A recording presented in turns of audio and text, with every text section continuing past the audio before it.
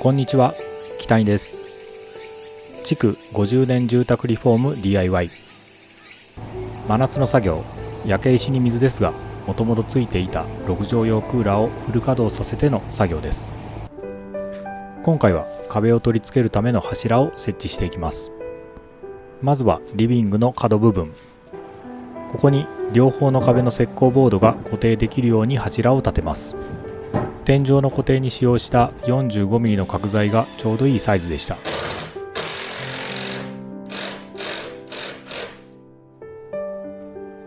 埃の立たない作業はあまり暑くない夜のうちに進めていきます。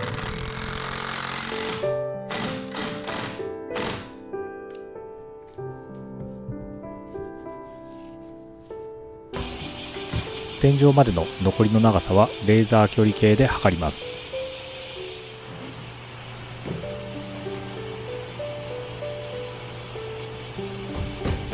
一発でぴったりはまった時はとても気持ちいいです。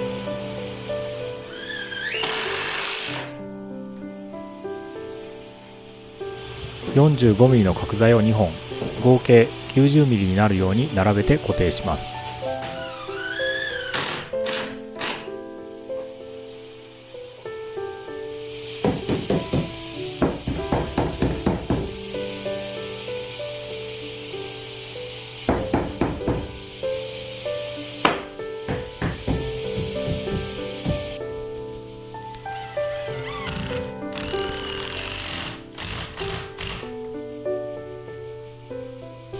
ここに石膏ボードを貼れば、旧リビング側の壁が完成します。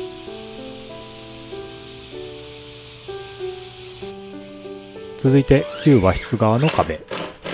当初は直接石膏ボードを貼る予定でしたが、スイッチとコンセントをつけるために柱を立てます。追加する柱は 30mm×40mm 材。石膏ボードの大きさをイメージしながら柱を立てていきます。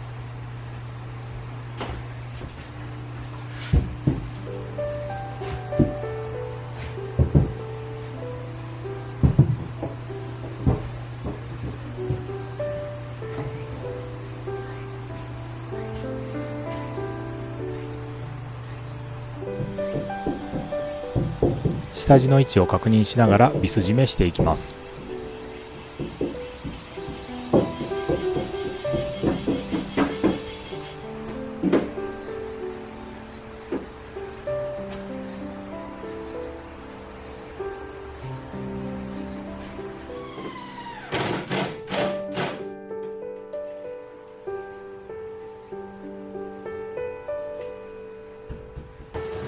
旧和室の扉は塞ぐことにしたので、ここにも柱を立てます。縦方向の柱を固定するために、まず横方向に木材を固定します。微妙に邪魔になる出っ張り部分はマルチツールでカット。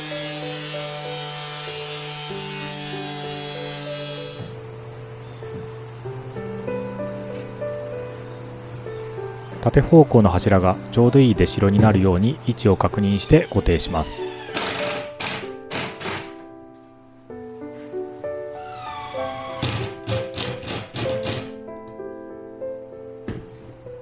扉の枠にビス締めすることでしっかりと固定できました。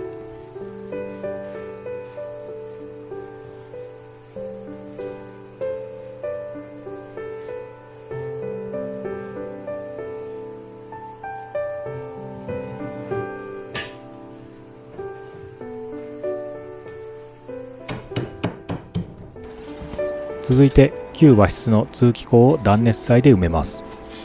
いつも青いスタイロフォームですが、在庫がなく赤いカネライトフォームになりました。カットした断熱材を穴にはめて気密防水テープで塞ぎます。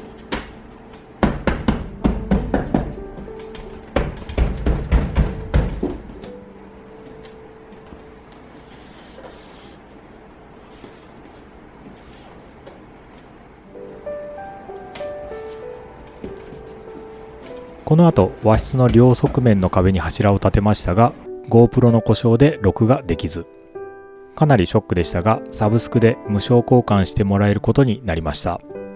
GoPro さんありがとうございます。エアコン部分の柱は涼しくなってエアコンを取り外してからつけたいと思います。最後は屋根の雨漏り対策です。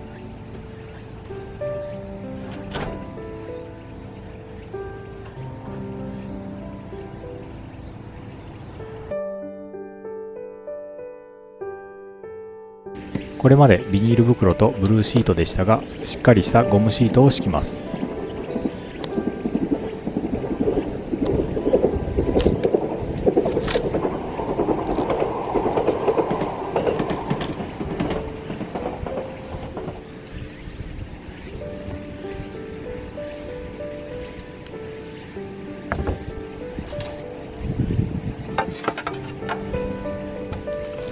8ヶ月ほど風雨にさらされていたのでかなり傷んでいました。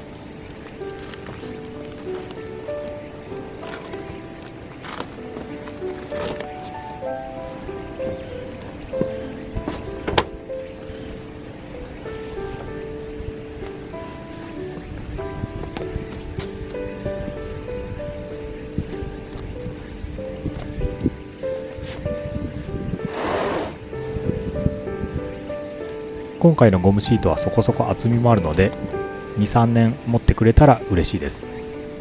リフォーム後も定期的に様子を見ていこうと思います。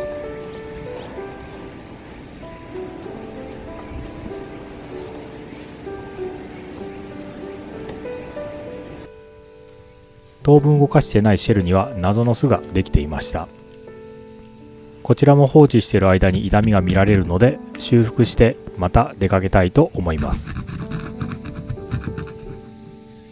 次回は電気工事士としての初仕事、電気配線を整理していきます。それではまた。